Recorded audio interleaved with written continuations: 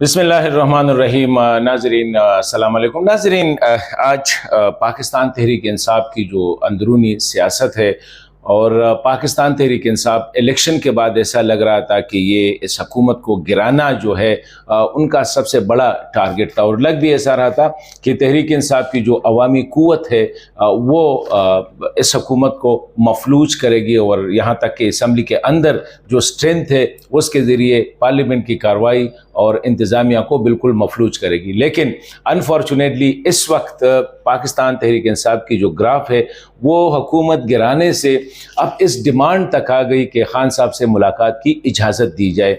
ये क्यों हुआ, नंबर वन। दूसरी बात यह है कि खान साहब पार्टी की आदत से कितने नाला हैं, और अक्सर पार्टी ये जो खान साहब के साथ मुलाकात होती है तो पार्टी के बजाय पार्टी की आदत जो है एक दूसरे के खिलाफ इल्ज़ामात, एक दूसरे के खिलाफ शिकायत, और फिर खान साहब से उसको सुनना पड़ता है, क्योंकि खान साहब बड़े तपे हुए हैं उनके जो इनका जो रवैया है। क्योंकि खान साहब कहते हैं कि मेरी रिहाई अब चली गई, पीछे चली गई, और अब सिर्फ यही है कि कौन क्या कर रहा है, एक दूसरे के खिलाफ इल्ज़ामात तक आ गई है। खान साहब को एक और बात भी बड़ी तशवीश है, बल्कि परेशानी या खफगान है। वो ये है कि खान साहब ने आज से चंद हफ्ते पहले पार्टी की आदत को, जब से ये जो अफगानों का निकालने का सिलसिला शुरू हुआ है, पार्टी की आदत को इंस्ट्रक्शन इशू किए थे कि खैबर पख्तूनख्वा असम्बली में एक बिल लाया जाए, एक करारदाद पास की जाए, और उसमें ये डिमांड किया जाए कि अफगान महाजरीन को निकालने में वक्त दिया जाए। अब वो करारदाद अभी तक पास क्यों नहीं हुई, इस पे बात करेंगे। नाजरीन, 9 मई का ज़बरदस्त एहतजाज था पाकिस्तान तहरीक इंसाफ का। तकरीबन पूरे मुल्क में हर जगह पे उनके कारकुन बड़े चार्ज थे, बड़े निकले हुए थे जब खान साहब को गिरफ्तार किया गया। लगे ऐसा रहा था कि अगर यही कुव्वत उसको स्ट्रीम लाइन किया गया तो वाकई हुकूमत के लिए चलना बहुत मुश्किल होता। जब इलेक्शन हुए और ये इल्ज़ामात लगे कि इलेक्शन में रिगिंग हुई है, पाकिस्तान तहरीक इंसाफ से वोट छीने गए हैं, इसके बाद जो तरतीब दिया गया प्लान को, वो ये था कि पूरे मुल्क में पहले तो यह है कि इस्लामाबाद में बहुत बड़े जलसे, बड़े जुलूस आएंगे, धरने होंगे, और उसके बाद ये था कि पूरे मुल्क में जो है हर जगह पे डिस्ट्रिक्ट लेवल पे हुकूमती मशीनरी को टफ टाइम दिया जाएगा और उसको सिस्टम को पूरा ब्लॉक किया जाएगा। 2 बड़े इस्लामाबाद की तरफ मार्च किए गए, और मेरे ख्याल में वो दोनों मार्च जो थे उससे पाकिस्तान तहरीक इंसाफ के अंदर का जो आर्टिफिशियल स्ट्रक्चर लग रहा था वो बहुत ज़्यादा एक्सपोज हुआ। वर्कर जो तहरीक इंसाफ का है वो खान साहब के साथ है, और वो बड़े चार्ज थे। वो खान साहब को जेल से रिहाई के लिए वो हर कुर्बानी देने तक तैयार थे। जब वो पहले इस्लामाबाद में आए तो हमने देखा कि जब वो पहुंच गए इस्लामाबाद तो क़यादत ने उसको बिल्कुल भी यारो मददगार छोड़ के वो चले गए। सैकड़ों की तादाद में पाकिस्तान तहरीक इंसाफ के कारकुनान गिरफ्तार हुए, उनको जेलों में डाला गया, फिर उनके बाद उसका कोई पूछने वाला नहीं था। खैर 2 महीने बाद, 3 महीने बाद जो है नवंबर में दोबारा प्लान किया गया कि इस्लामाबाद पे इस दफ़ा हम जाएंगे, कफन बांध कर जाएंगे, वापसी नहीं होगी, अगर हम मारे गए या मर गए तो हमारा गायबाना नमाज जनाजा पढ़ाया जाए। यहाँ तक जो है सिंध से रेले आएंगे, बलूचिस्तान से आएंगे, खैबर पख्तूनख्वा से, पंजाब की जो पार्टी है वो बिल्कुल निकलेगी। लेकिन 26 मई को जो हुआ, अगेन वही हुआ। कारकुन बेचारे जो थे वो रुल गए, कारकुनान पे तशद्दुद भी हुई, और हवाई फायरिंग या जो इल्ज़ामात लगाए गए कि स्ट्रेट फायरिंग भी हुई जिसमें कारकुनान शहीद भी हुए। लेकिन क़यादत फिर चली गई, ना कोई सीनियर लीडर अरेस्ट हुआ, ना कोई सीनियर लीडर पे तशद्दुद हुआ, ना कोई सीनियर लीडर को नुकसान पहुंचा। इससे कारकुन इंतहाई मायूस हो गए। उसके बाद क्या हुआ कि खान साहब की रिहाई पीछे चली गई, पार्टी की क़यादत जो है एक दूसरे पर इल्ज़ामात लगाने पे आ गई। उनका सबसे बड़ा जलसा जो अभी तक इन लोगों ने जलसे किए हैं गुज़िश्ता 1 साल में, उस समाबी में 2 जलसे किए हैं। उनके बाद, और वो भी इतने स्पेक्टेकुलर नहीं कहा जा सकते कि बहुत बड़े जलसे थे।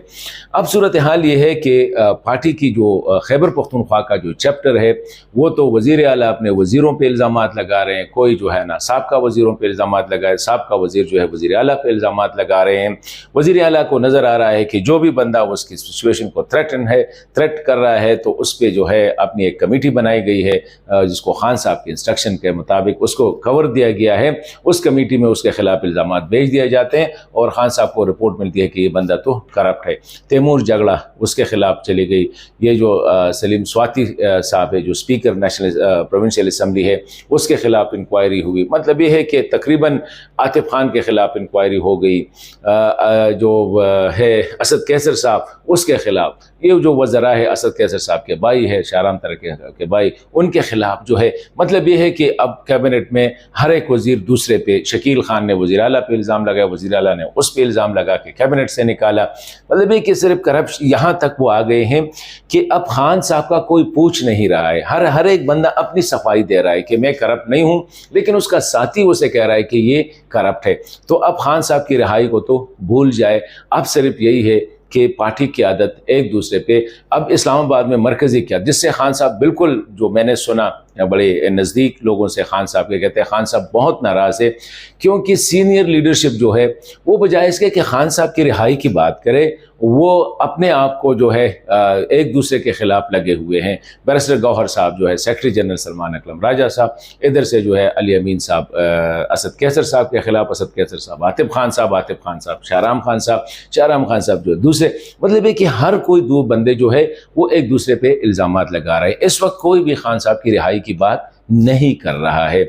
इसी तरह जो क़यादत है, पार्टी की आदत है, वो खान साहब के फैसला है, ठीक है गलत है, वो उसका अपना फैसला है, लेकिन इस वक्त सियासी लीडर्स के पास कोई जो है ओहदा नहीं है, सारे वकला के साथ है। और वकला वो जो अपने पीछे लेते हैं, अपनी वो करते हैं, उनको एक प्रोजेक्शन मिल रही है, उनको ठीक ठाक शोहरत मिल रही है जो उनकी बिजनेस के लिए बहुत अच्छा है, लेकिन किसी वकील ने अभी तक खान साहब की रिहाई के लिए न जेल जाना पसंद किया है, ना कोई प्रोटेस्ट किया है, ना कोई स्ट्रीट प्रोटेस्ट लॉन्च किया। जब से इस क़यादत के साथ जो है पार्टी की क़यादत आई है, जो मौजूदा क़यादत है, तो अब सूरत हाल ये है कि खान साहब जेल से इंस्ट्रक्शन देते हैं, बाहर आके वो अंदर कुछ कहते हैं, तो ये PTI वाले कहते हैं बाहर जो है कुछ और कहा जा रहा है। तो अब रिपोर्ट्स ये है कि हो सकता है शेर अफजल साहब की तरफ मज़ीद कुछ पार्टियों से बंदों को निकाला जाएगा या उनसे ओहदे लिए जाएंगे।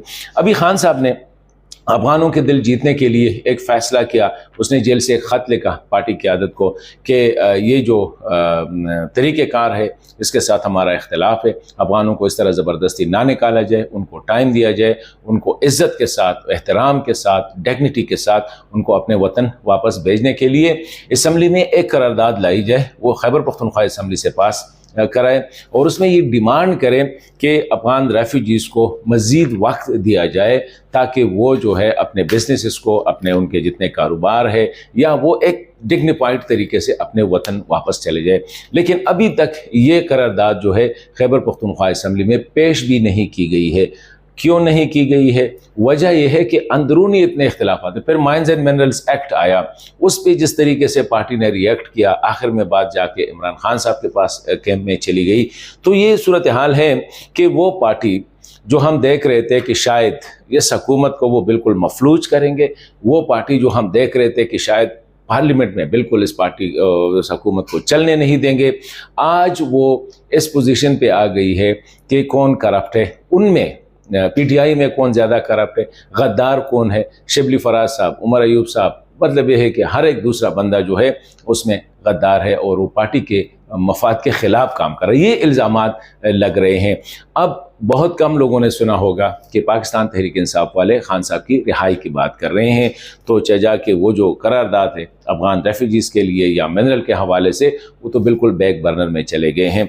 तो ये सूरत हाल है। खैबर पख्तूनख्वा में भी यही, जिस तरह मैंने शुरू में कहा कि जो बंदा क़यादत तक जो है ना कुछ उसके इमेज अच्छी है, फौरी तौर पर उस पर करप्शन के इल्ज़ामात लगाए जा रहे हैं। तो अगर ये सूरत हाल रही तो मैं समझता हूँ कि खान साहब की रिहाई जो है वो पार्टी के वर्कर्स जो है वो भूल जाएं।